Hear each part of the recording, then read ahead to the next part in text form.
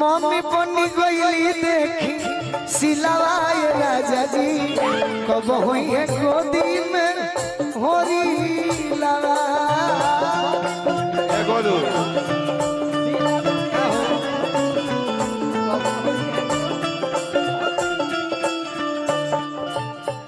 छोड़ी के हमके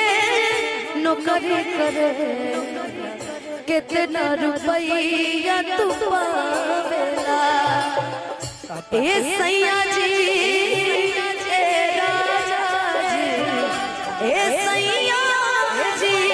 ए राजा जी याद बहुत तू आवेला सचो में याद बहुत तू आवेला तनी बाबूजी अपना बाबूजी के हमारे बाबूजी के हितवा के सुन लो पत्नी पति से अपना विरह में कैसे कहते केहू खराब ना मानते एक लाइन सुना दे केहू खराब ना माने बोलो साचे बात हम तो कहतानी राजा जी साचे बात हम तो कहतानी राजा जी सपने में अपने से बहतानी राजा जी सपने में अपने से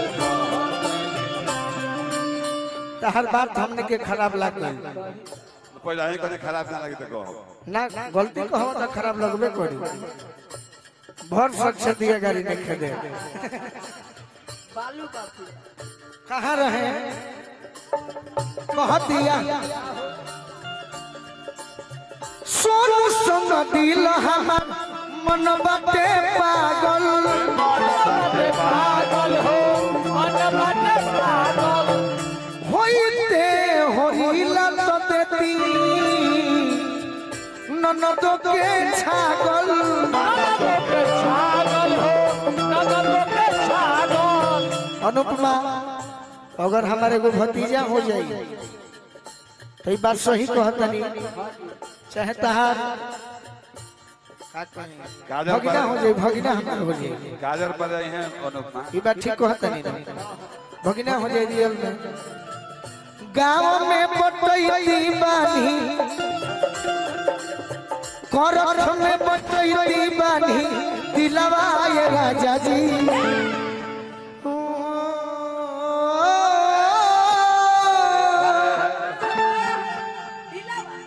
लय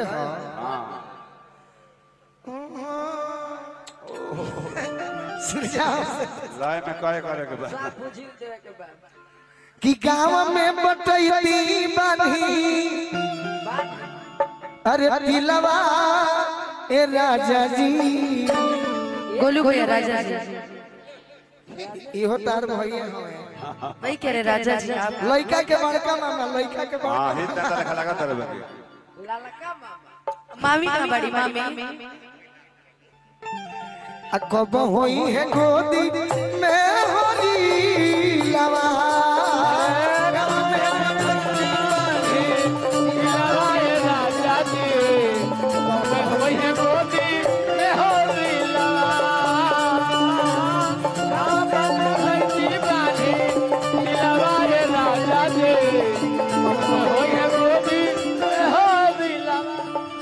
अनुपमा के कपार दुखाता हमार उल्टी आसमान भइल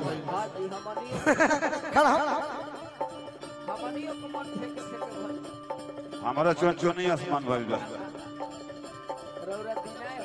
गाँव में बटैती बानी तनी तरह के डांस सिखा दी का अरे ये सब हमारे भाई रुकल बड़ी है ओरिजिनल श्रोता है छोटे भैया आइए ना अरे हने हने हम ठीक बा कहा तरह से आ जाते जल्दी हने आओ जल्दी जल्दी खाती ताली बजाती सब है पावर स्टार के साथ तोर फुआ के बात हमारे बाबूजी के साथ चल हने आओ अनुपमा ऐसे कर तारे का मौका दिया 2 मिनट खाती माए अनुपमा ये अच्छा लगेला धरा धरा बढ़िया से गाँव में बटैती बानी अरे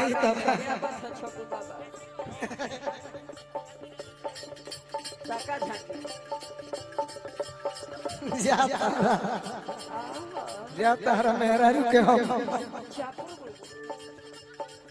चलो धरो ना धरो तो हाय नु गबड़ा देता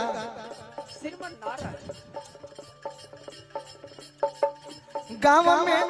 बटोइली बानी दिलवाए राजा जी कब हुई है गोदी में होरी गाँव में बटोइली बानी दिलवाए राजा जी गाँव में बटोइली बानी दिलवाए राजा जी कब हुई है गोदी में अब हम 2 मिनट भोजपुरी के झाल बजावे तो बहुत कलाकार बने।